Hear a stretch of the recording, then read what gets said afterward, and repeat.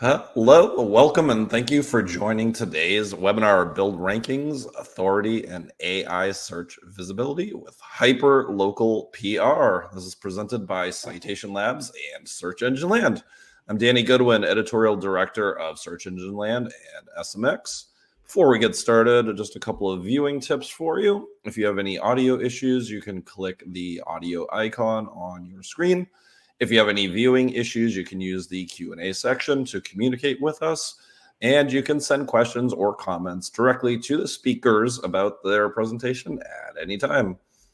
And now it's time to introduce our speakers. Joining us today from Citation Labs are CEO Garrett French, Managing Director, Product and Growth James Wirth, and Senior Strategist Lee Elliott. Welcome, gentlemen. Thanks so much for joining us. I'm going to turn things over to you to kick us off. Thank you, Danny. We're grateful to be here. We appreciate everybody who has signed up and joined us today, and we hope to make you appreciate and glad that you joined this webinar.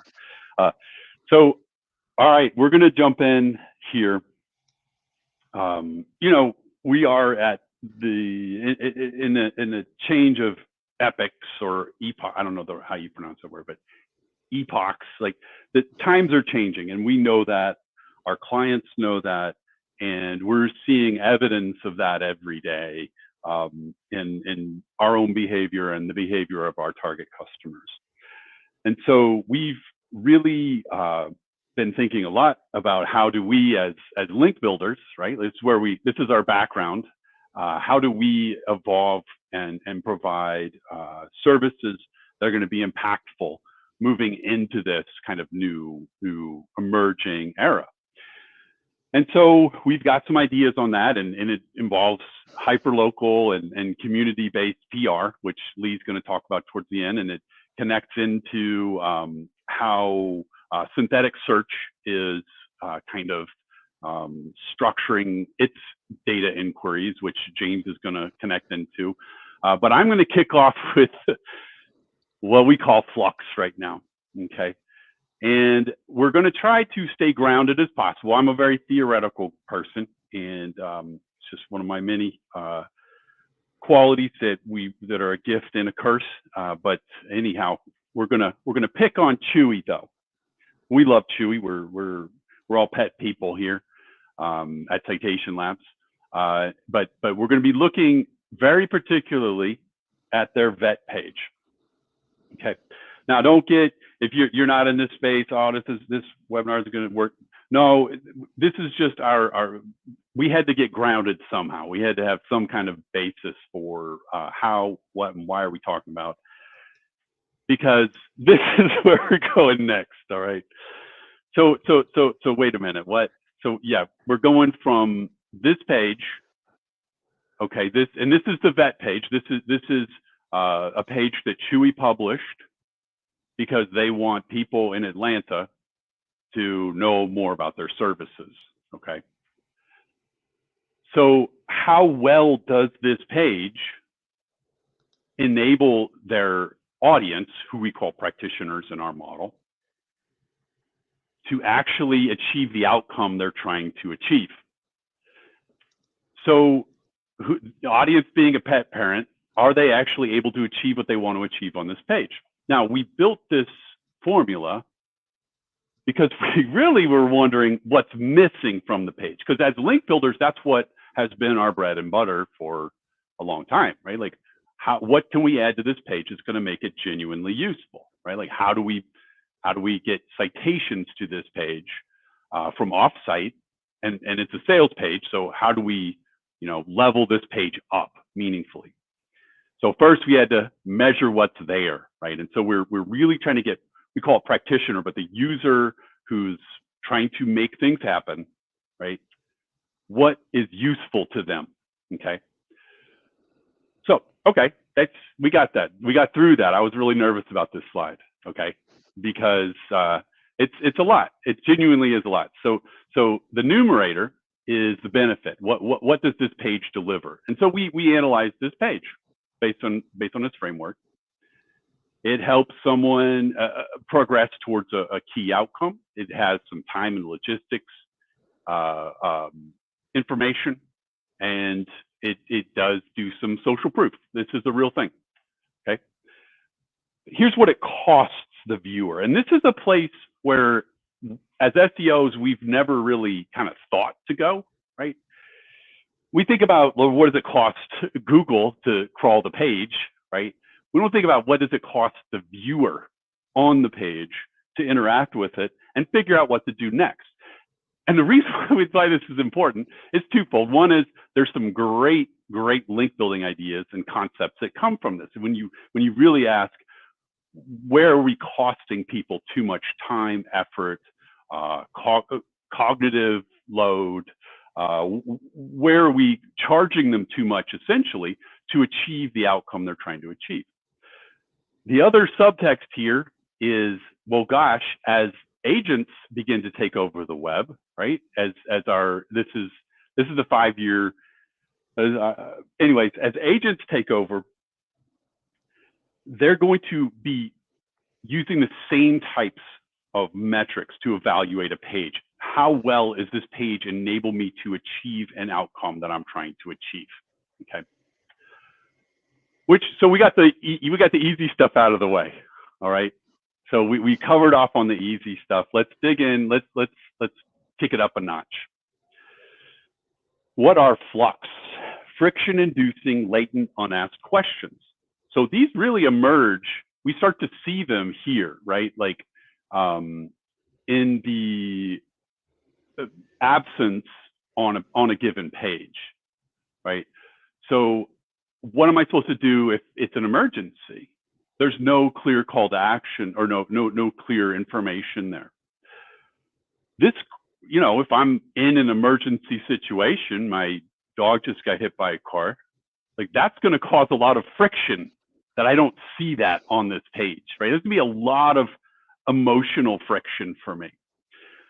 And so that's what we're trying to model into is what's missing, what friction does it create, and how do we provide that information on the page in a way that's going to produce useful outcomes for our, we call them a practitioner, but that's the audience, for the people visiting the page, or robots visiting the page. Okay, let's bring it back. Let's make it a little more fun. All right, so FAQs that we would expect to see on the page. What are the hours? Do you take walk-ins? But the stuff that really creates friction for the person who's scheduling an appointment for their dog, is there a lot of people in the waiting room right now? Is it how busy is it if I wanted to walk in? That would be lovely to have on the page. How much might this visit cost me? I mean, come on. I don't know how, like, I'm not a vet. I'm not, so these might be very difficult things to answer, but these are the types of this is where the friction comes from, right? Like from a user perspective, this is where they're going to become, whether they recognize it or not, they're going to start to get frustrated. I'm not seeing what I need on this page. My outcomes are being blocked. My intent, we talk about intent, search intent. Right? We're more thinking of that now at Citation Labs as like outcome. Like what kinds of outcomes am I searching into or prompting into? What do I want to have happen? So these are the things below the water that could upend the boat of your practitioner vet. Anyways, you get it. All right. So again, just to cover off on FLUQs again. Friction-inducing latent unasked questions where customers could fail even if they buy from you, right? Like even they may feel frustrated even that they scheduled a visit for their dog, but they walk in and it's there's coughing dogs everywhere, or sick, there's illness going around in that space. We're really trying to understand and map, and this is all. I promise you guys, there's a direct lineage from link building and how we do link building into FLUQs. I know, Like, how did we get here, Garrett? What is going on? It really came from this place of what would be genuinely valuable to add to this sales page that's going to make a difference and benefit our ICP, our target customer, our target audience. And so all of these layers of thinking, all these formulas are really coming from this place of modeling and understanding what we call the practitioner, and really trying to almost get into that mindset and really think into that place of what would actually be very useful here. Why would we answer them? This is where trust comes from. This is where authority comes from. This is where expertise comes from. This is where genuine, aha, thank you, these kinds of feelings that we have sometimes when we get just the right information at just the right time. We can make that happen. That's the formula, right? That's what's behind the formula. And most importantly, okay, this is the third one. And I have one of my advisors today was like, Garrett, you cannot, this is ridiculous. I'm sorry, we're working on this slide, okay? This is definitely a work in progress, and also the name for it, Friffy? No, I don't know, but okay. But the aha moment, this is how we model that moment when the user, the practitioner says, Eureka, this is what I needed. This changes something for me, right? This changes what I expect the outcome could even be, or this definitely helps me make sure I'm going to achieve my outcome, or whoever published this page really understands my personal or my very individual kinds of needs. So lots of complex variables. How do you establish trust? How do you break through to the customer? Our position, our belief is that answering FLUQs can do that. Just go tell your board, tell your CEO, you got to raise the Friffy count of your, don't do that. I'm totally joking. But you do need to think about what are you not answering on a page that you should be, right? How do you do that? Well, we think about scanning places, customer service logs, for example, what people are saying about your brand on Reddit. What are your reviews saying? What are your actual FAQs now? What's the gap between the actual FAQs and what's probably missing information? But you know, every complaint, not every complaint, some of them are terrible and not useful, but most, like a good criticism is one of the most valuable things you can receive. And I'm completely open to it, by the way, folks, if you have any for me as we proceed. But really good criticism help from Reddit, from wherever, can help you see into that place of what are we leaving out, what is not said but should be.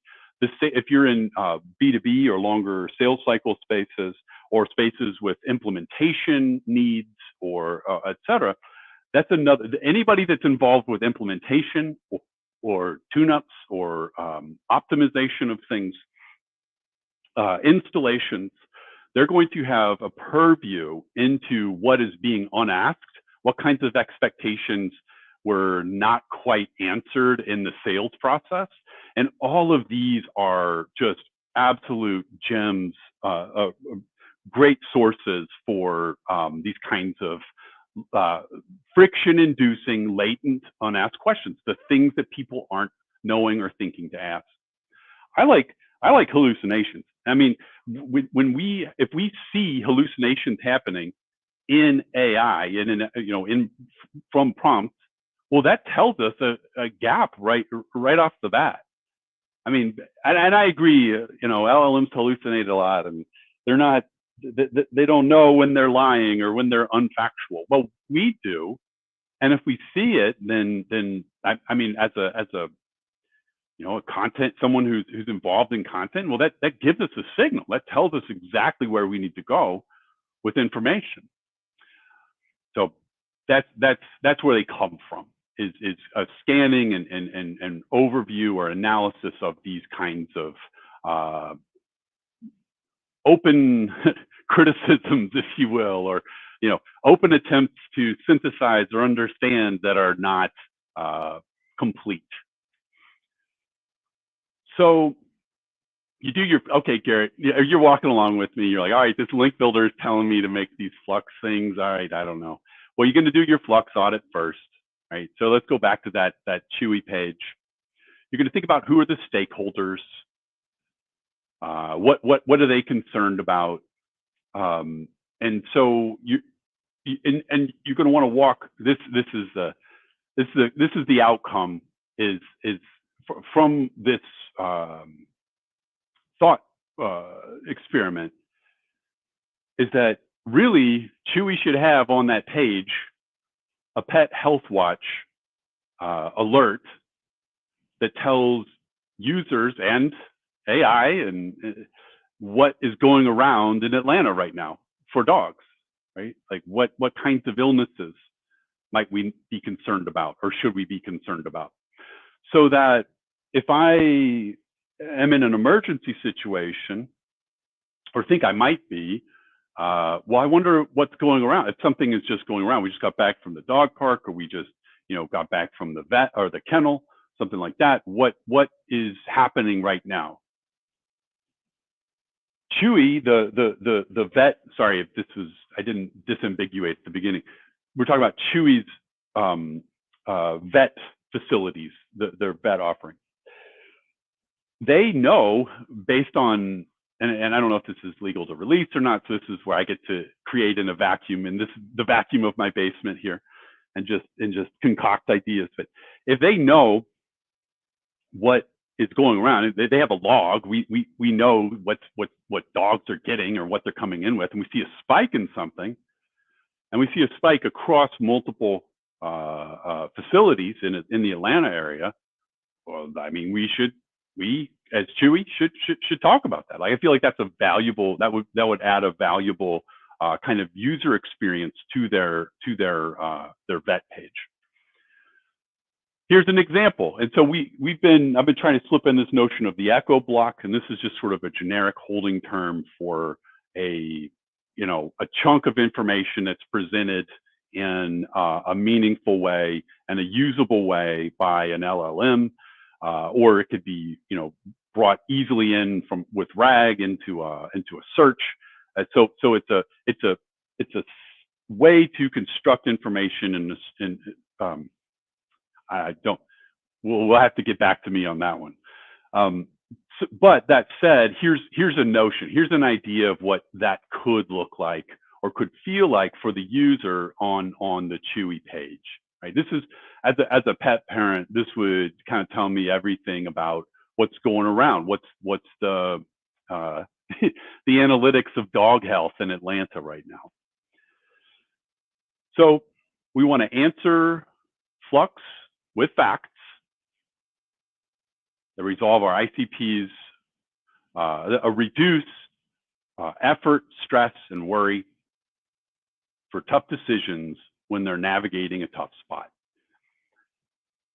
And Garrett, content should be doing this anyways. I know, and yes, it should, but we haven't been trained to do that. Not by Google, because Google says, hey, you rank for these keywords and we'll send you traffic, right? So we're very intent focused. We're very keyword focused and keyword ranking focused, which has, is why I'm here today. And I'm grateful that I'm not complaining, but I'm just saying, when we are genuinely helping someone navigate a difficult spot, that's a little different than meeting keyword demands or seeing how much demand there is for a keyword and trying to create a page that ranks for that keyword. We're really trying to lean into solutions with content. All right. So I'm doing my best to keep this to 15 minutes because I'm starting to eat James's time now. Thank you, James. But this is some of our thinking. Thank you, James. This is some of our thinking about what, how would this kind of a block of information, how could it, kind of play out on a landing page or on a web page? And so obviously FAQs, the causal triplets, but you want to be structuring your insights, your net new information. Ideally, it's net new data. We're solving we're bringing new facts, new data into this decision space, but you have to structure it to survive synthesis. And so that is, you're going to have to say the same thing in different ways multiple times, like I've been doing on this presentation. Because LLMs struggle with understanding things just like I do. So you get to tell me a bunch of times also. Then you're going to want to, get the signal out there. You want to, so you've got, so what's this, what am I talking about? Signal is this. This is, we know what's going around in Atlanta right now, okay? So what do we do with that information? Well, we're obviously going to put it on our website, on our Atlanta pages. We could say, we could do an outreach door knock campaign around to the dog shelters. If there's something bad going around, hey, we saw this, here's something you should put up on your website about it. We definitely would be thinking about social media, all of this to kind of emphasize Chewy's understanding and their level of detailed factual information about the health of Atlanta dogs at any given time. We're going to think about how do we plug this data into someone else's MCP, right? Who else would want to know this kind of information? Who's I don't know. Did the dog kennels, did they have some system that we could plug this information into, or that would want to call this information for their users, etc. So lastly, you want to obviously be tracking what gets reused. You're going to be looking for signals in AI overviews, in ChatGPT plus search for, are we getting picked up? Is this information actually being used and picked up? And you're hoping that you're going to be getting some links out of it and branded mentions. And then, of course, you're answering the friffies. Let's not forget about friffies. So get started today. You got this. You could do, you can check out how you're appearing right now so we started Citation Labs. We also have ZipSprout. It's one of our other brands, and then Xofu.com, Xofu.com. You can go over there now and check and see what your brand looks like. We've got a new version of that tool launching in early July. It's free. What we have up now is free. We also have stood up a GPT. We'll be sending out to everybody. It's just a custom GPT that I've built. And I also share all the knowledge base that it's built on top of, like the knowledge base stack. So you can kind of, if you want to pick and choose from this, like what you'd want to add to your own stack, whatever. If you're doing building your own analysis engines or analysis tools, more than happy to share that kind of stuff, guys. We love collaborating. We love working closely with clients. We've usually keeping folks 5+ years. We collaborate. We love working together and learning from our clients. So and our peers in the industry. So we really do enjoy working with everybody. We're fun to hang out with. That's what I'm trying to say. All right, let's keep it rolling. I think that was my last slide. Oh shoot, I almost said the SHIT word. Excuse me. There is one more slide. Is that the last slide, really? Oh no, there's more. We cannot keep.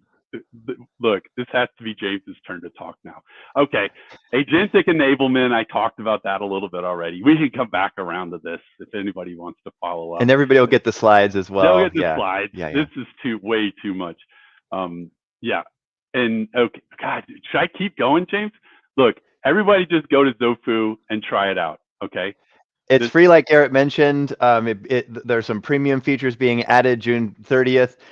But yeah, go check it out now. Sign up now. There will be some free features still enabled, and these things you can look at right now and start to dig into. I'm about to get the cane out. Somebody's gonna. Do you want to talk really quickly on this slide here, Garrett? I mean, I just got a demo from the team, from the Xofu dev team on this, and it really is exciting. We really started focusing at the bottom of the funnel, like what kinds of prompts are the ICP likely searching for, and how well do we appear against them. So we now are in July, and you can go use that tool now. It's free. In July, we're rolling out a tool that it's going to be, you're inputting or brainstorming 150 different prompts. They're based on topics you want to be visible for. And so kind of trying to model how the ICP is utilizing prompts in your problem space or in your outcome space, if you will, or intent space or keyword space, whatever you want to call it. But it's an amazing, really fun and much more accessible tool than those that are just kind of like boil the ocean. What am I supposed to do next? We've tried to stay hyper-focused on next steps and easy applicability, and really trying to empower that next gen frontier agency. So thank you guys. That's Xofu. Get out and mess around with it, and also buy more links from Citation Labs too. And here's the custom. I go back here. I'll go back. Oh. And look here too. This is the custom GPT that Garrett mentioned. You can play with. So a link will go out, but you can also scan the QR code here if you want to take a look at that custom GPT. It's very helpful and it unpacks all kinds of amazing stuff, which is what Garrett has been sharing in terms of the background for driving that. And another piece and another tool here as well is from a backlink perspective, we are a backlink service provider, and so I want to talk about another tool, Link Launch, that helps unpack and understand what a particular page or site, and even down to the keyword level, a particular page is up against in terms of the competition and the backlink profiles that it's competing against. And so this is a free tool, linklaunch.com. It'll also be in the handout and at the end of the slide deck that you can go in and sign up for a free beta, or there's even a sneak peek preview feature that you don't even have to sign up. You can just enter a URL or enter the domain and pick a URL, and it will analyze that single URL for you based on top ranking keywords. Or you can sign up for the free beta and go into it all yourself. But this is something that we do for each client as we're making a pitch or as we're onboarding, and this goes through a number of iterations to dial in, because we're often asked, how many links do I need for a particular page? And this is our tool that we've built to help us accomplish that. So I won't belabor this. I want to make sure that we get to have plenty of time for community PR. But it's free, so you can just go sign up and play with this experiment. You get a bunch of credits to be able to start using it. So please go check out linklaunch.com. The piece that I want to talk about with Link Launch is there's a feature built in here, which is a kind of the predecessor to FLUQs, as Garrett mentions, where I'll clean up the pronunciation. We'll call them FLUQs, FUQs, or frequently unasked questions, and that's built into Link Launch. So if you'd like to explore what sorts of questions you might want to be answering for your prospective clients or customers that they're not even ready to ask themselves, you can explore that in here. It's based on specific stakeholders and the experts that those stakeholders might be consulting with to ask financial related questions or service level related questions that may have a big impact on the business, as Garrett has talked about. But I want to talk about this concept of synthetic queries that Michael King, and it looks like the QR code got caught off there a little bit. Our slide must be the wrong dimensions, but we'll make sure we get that URL. But it's on LinkedIn.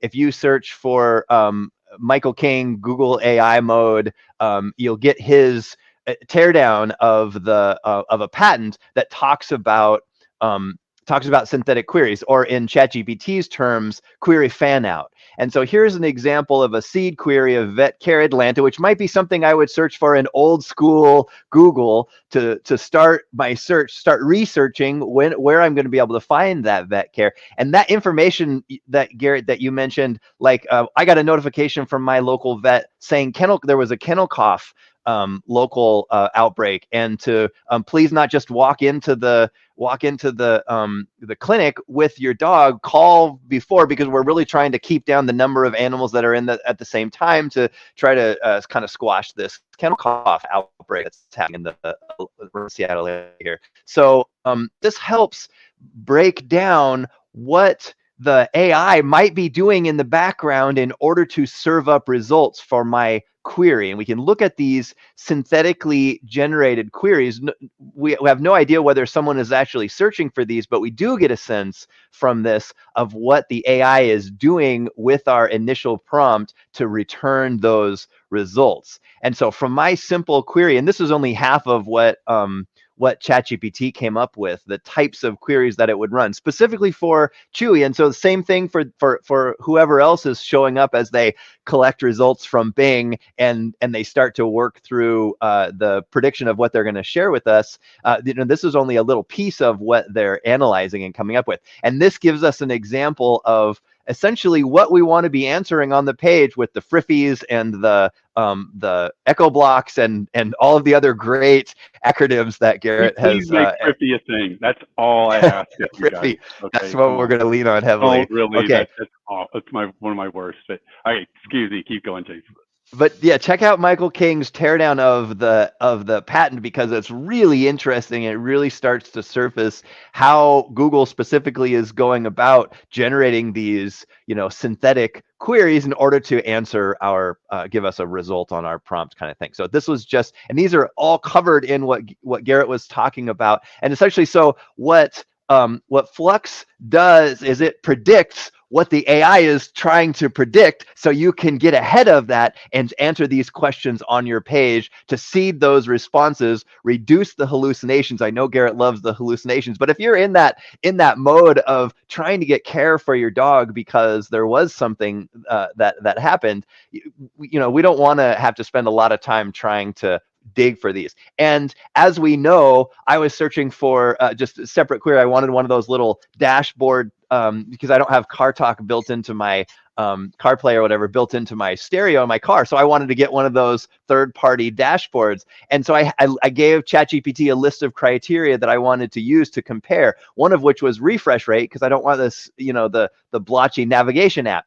And it just made up the refresh rates. But it took me 3 times asking it to confirm that, yes, it in fact just made it up based on some other information that wasn't even accurate. So if we can answer those things for them and get that into the zeitgeist that they're using to pull information in, then we can reduce those hallucinations for our brand. And that certainly is a good thing. So I want to make sure we have plenty of time to I'm going to hand this over to Lee so we could talk about community PR, which is something that can be implemented today. Call us after the webinar here and we'll get right to work for you. Take it away, Lee. Absolutely. Thanks, James. And thanks, Garrett. I think so, just to make a transition here, so far we've been talking about largely on-page stuff, right? Like building this content that's helpful for your user. But, how can you establish yourself in your own community, in the community of your ICP, in order to, build visibility, drive traffic, and then ideally, bring on new customers and make sales. So, we believe that community PR is the way to do that. And so community PR is the act of building this visibility for your business or for your entity in a given community, ideally the community of your ideal customer. So it's an alternative to digital PR in that it's hyper local. So it's really focused on, given communities, but it can parlay into both search visibility and AI visibility. And it's something we've been doing for a while now, and we're really excited about it, but it's continuing to evolve. So, how it differs from traditional digital PR is, again, that it's hyper local. There's really no reliance on any sort of editorial control or existing relationships with writers or editorial boards for media publishers. And instead of publishing your content on these media outlets, you're really publishing content for these trusted local organizations that your customers and your ICPs are already in love with. They're already involved with, ideally. And so yeah, it's a win-win all around. How do we do community PR here at Citation Labs and with our sister agency ZipSprout? Well, what we do is we sponsor hyperlocal nonprofit organizations in a given community, and this can be regional, very local, or national organizations. We use those partnerships to get backlinks and to win these brand mentions and citations. And we have been doing this for a long time now. I think it's roughly since 2016. We've built over 21,000 of these partnerships. We've sent over $7 million in, I think it's closer to 8 now. It might be actually have crested 8 that we have sent to these nonprofits. And so, it's as much a PR play as it is also a philanthropic endeavor where you're supporting and really establishing yourself in this community. So it's really exciting for us because oftentimes the work that you do as a marketer doesn't really ladder up into overall community good. But in this case, that's what we're doing, is supporting these beloved nonprofit organizations that are really struggling in this political cycle with funding. So, what are the benefits here? Number one, visibility for your brand, right? Number two, community goodwill. So you're building another, community goodwill around your brand for sponsoring these organizations. There's also the possibility for downstream media coverage if you can use the nonprofits' press contacts to get downstream coverage of your sponsorship or the good works that you've been doing with this community. And then also, not for nothing, like ideally here we're talking about traffic and sales as people do business with these community oriented businesses that they have seen supporting these organizations that they love. So why does this work for SEO and GEO? Well, number one, we found that local links are really crucial for local SERPs, but we've also found that local LLMs like them, and it's a really interesting way for you to get your brand in front of an LLM because, frankly speaking, these LLMs are already cataloging and adding to their database these local nonprofits. One of the ways that we frequently do a lot of the prospecting when we're looking for new opportunities is by using ChatGPT's deep research tool, and they can pull dozens and dozens and dozens of these local nonprofits. And so, they're clearly crawling these sites and understanding these local communities. So if your brand is showing up in alignment with these local nonprofits, our hypothesis here is that it leads to a strong visibility uptake. And then the cool thing is that these plays scale because due to just the nature of nonprofits and also grants and funding being stripped away from a lot of these organizations, they need your money and they're really keen to work with you on all sorts of different partnerships to bring visibility to your brand and then to help you support them. So, as we know here, link building is changing, right? And SEO is changing, but the cool thing is that this ladders both into SEO and GEO. So, you get your backlink. We're also going to talk about brand mentions in a second here. You're talking about these narrative fragments. There's all sorts of ways that you can sort of surface your brand in a positive light using these narrative fragments and local impact stories. And then you're also getting the anchor text, and you're getting the quote unquote link juice from acquiring this local backlink. So if you wanted to DIY it today, how would you go about doing it? It's pretty simple. Like the process is pretty simple. It is time intensive. So what you're going to do is you're going to find and reach out to all the local nonprofits in your area, sort of meet your criteria, right? You want to go for, ideally speaking, brand relevant or page relevant placements. So you're going to, say, for example, we'll talk about it in a second here, but if you're viewing it from the lens of Chewy, like you would want to find brands that are, or nonprofits that are relevant to your brand. You're going to see if these organizations feature any sort of sponsor give back or sponsor thank yous, and in any sort of, are they featuring them in social media posts? Are they adding them to their blog? Are they reaching out of their newsletters? Like, you want to understand a little bit more about what they offer. Typically, a lot of these nonprofits will have sort of a sheet, like a sponsor kit about like what they offer for you at certain tiers of sponsorship. And then from there, once you've decided, okay, here's my budget, here's what we want, from these nonprofits, and here's the nonprofits we want to sponsor, you just begin the outreach process and you set up, your expectations for this nonprofit and go from there.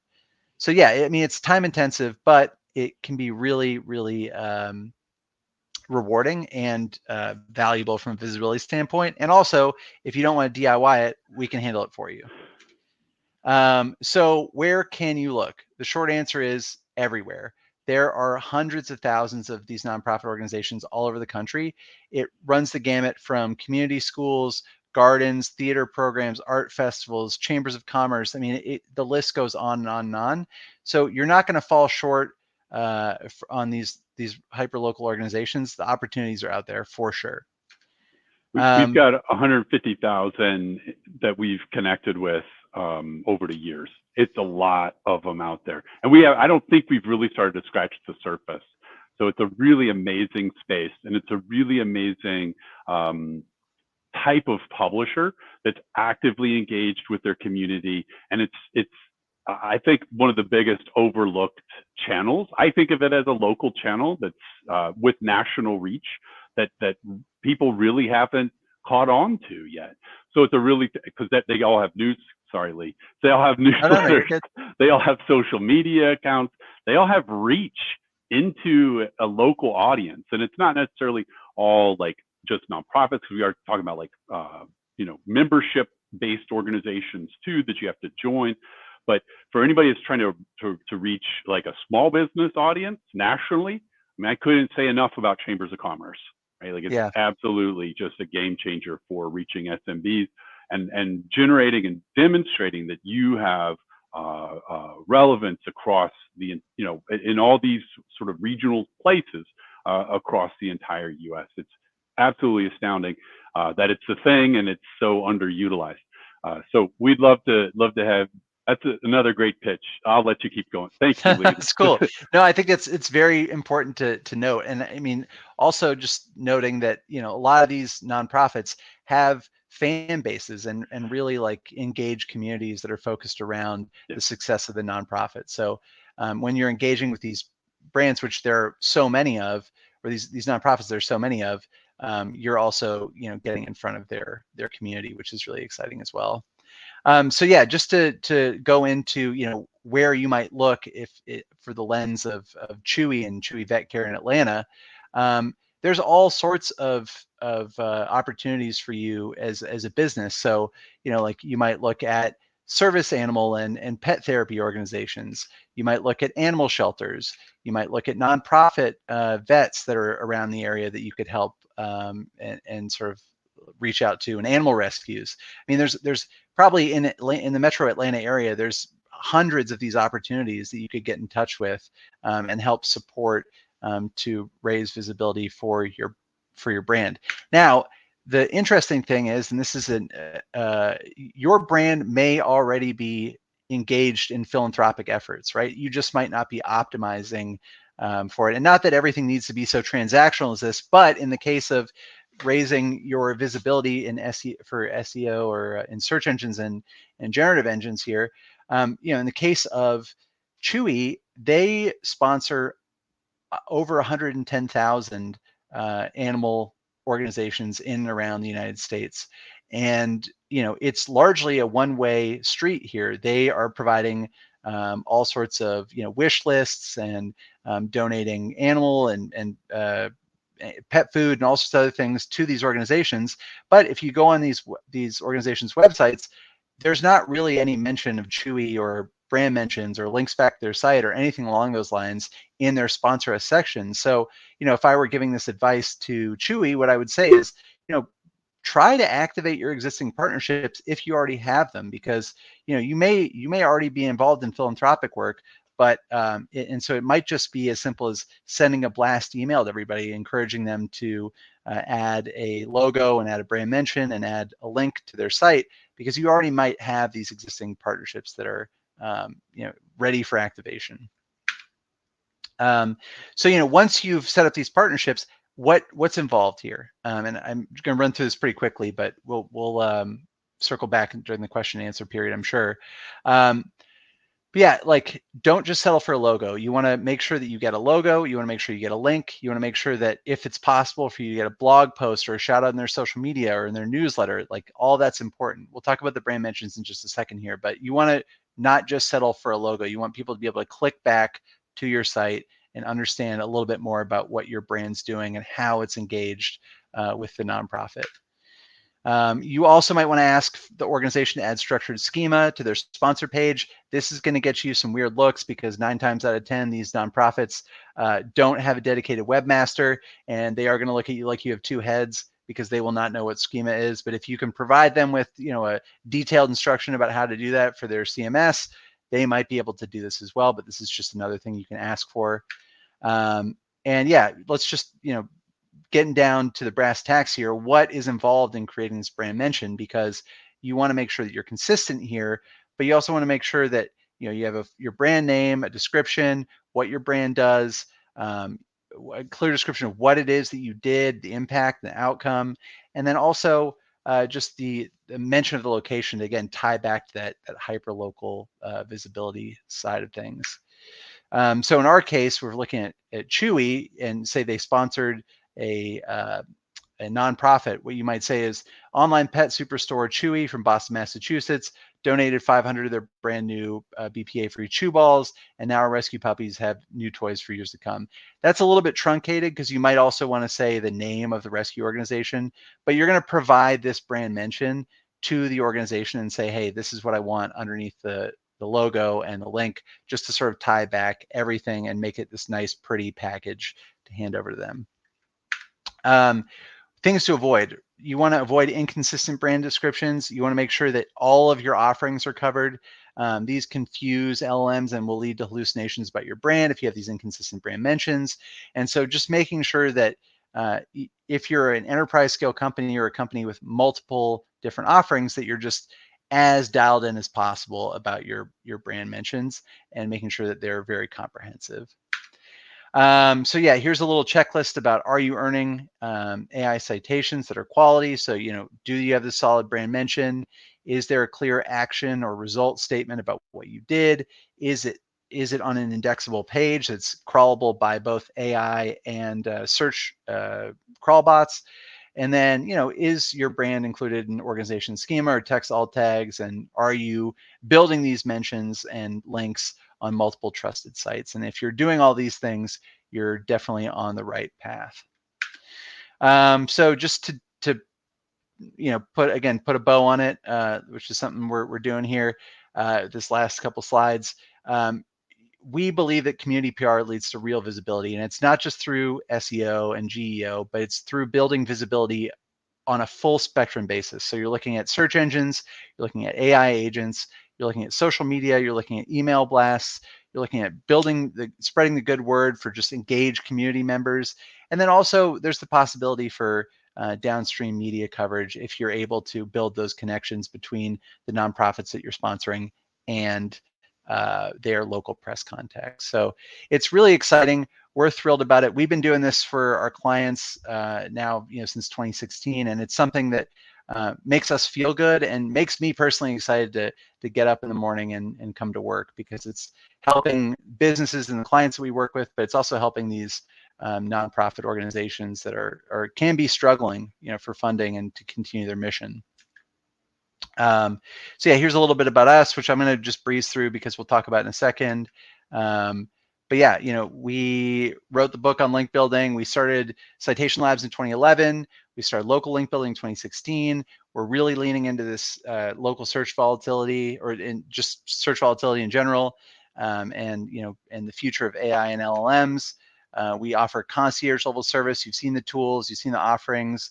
We're checking in regularly. We're pulling, link impact reporting and link gap analyses to make sure that we're spending, your link building spend in the right way, and also just making sure that you understand the impact of what was done, and how you can tie that back to ROI.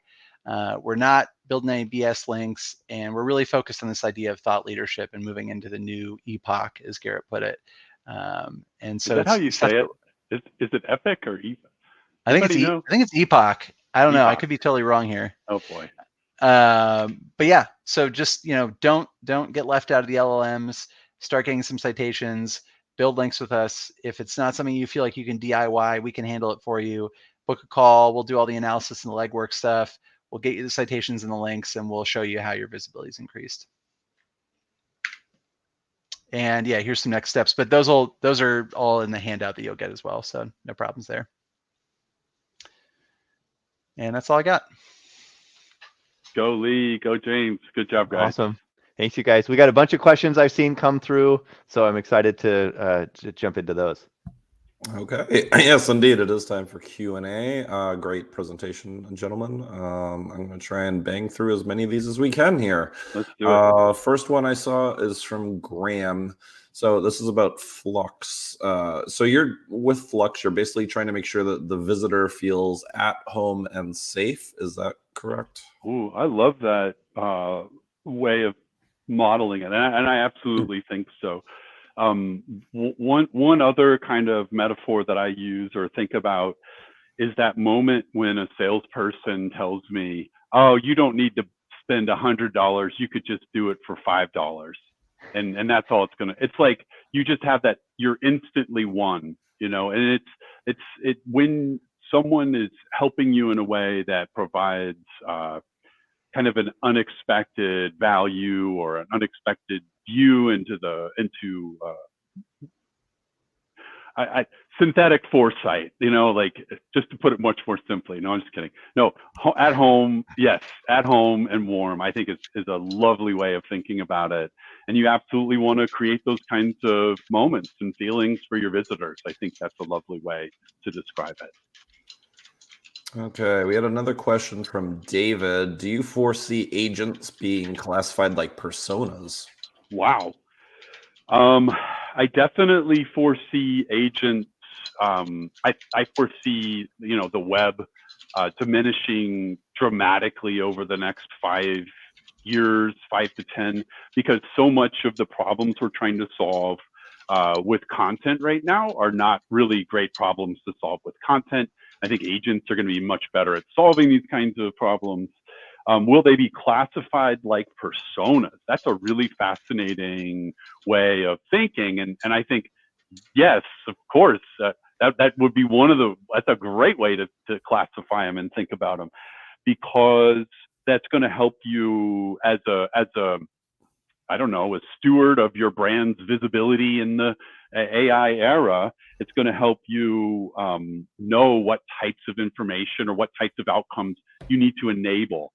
I love that. I think that's a great, yes, you're absolutely right. Bet money on that guy. Yeah, that's a great way of thinking about it. All right. Next one I see from Enrique. What's your opinion about using AI-based content to rank for specific search terms? I mean, if it ranks, it ranks. If you're solving a problem in a way that other people, I don't know, like, I think a lot more into the space of what are we prompting with? What problems are we trying to solve? What kinds of outcomes are we trying to enable? And if I don't care if a person wrote it or a bot wrote it, if it genuinely helps me solve a problem more easily, then that's the right answer. Right? That's like Google's perspective as well, if we take them at their word. Yeah. Yep. Yeah, I agree with that. I feel like it doesn't matter who or what generates your content, as long as it's good for solve the problem. Yes, exactly. All right. Next question I see from Alana. Wondering if you can talk a bit about how to measure whether the improved content is generating links. If providing this as a service to clients, I find it gets hard to quantify what we're achieving, especially if rankings are immediatly correlating.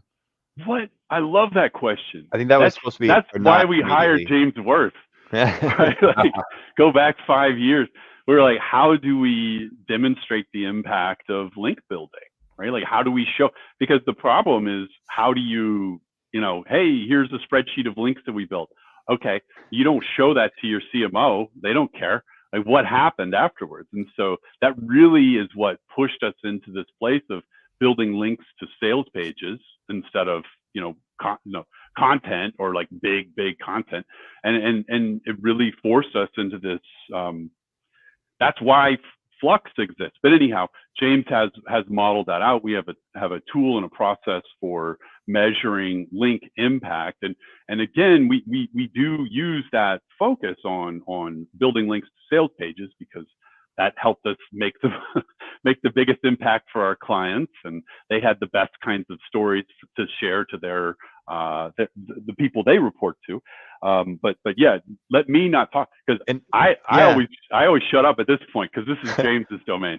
And what we do is we've developed our own reporting tool, but there are a lot of them on the market as well. But the model for us is time series, so we're tracking it month by month or period by period, and it's A/B testing style. So we're using a set of control pages where we haven't added new content to the to the page, that kind of thing, and also measuring backlink pickups through your tool of choice. Essentially, if you're not building the links yourself, if you're not going out there and asking for those links, then they're coming from somewhere. So you can track at the page level with most tools, the front end. You kind of have to do it one page at a time, which is the reason why we built a tool for it. But or Looker Studio, you could build this with joined data, or blended data. You could set a dashboard for your stuff that would track it over time. And if you've got new links coming in, page authority is a great third-party metric, or something that tracks authority at the page level as well. Another metric that you could use also to get a sense for,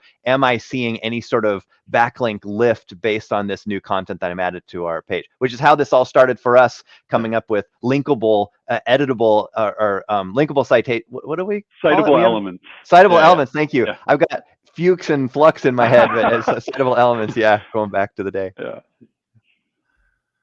Okay, let's see what else we got. Probably have time for one or two more questions. If anybody has questions, now's your chance to put them in the chat. Question from Scott. So incorporating FLUQs makes the web page more valuable to users and therefore more linkable. Is that correct? Yeah, I mean, if you have done the work, right? Like, because figuring out what's causing friction that hasn't been said yet effectively, that's not necessarily it can be low lift. Sometimes it's easy, but I mean, we did a big survey for a client on this very specifically, where we said, all right, what is causing friction for people who are going back to school mid-career, right? Like they're going back to college. And we spent a lot of our client money and on researching and learning that the people that had the best outcomes were those that sort of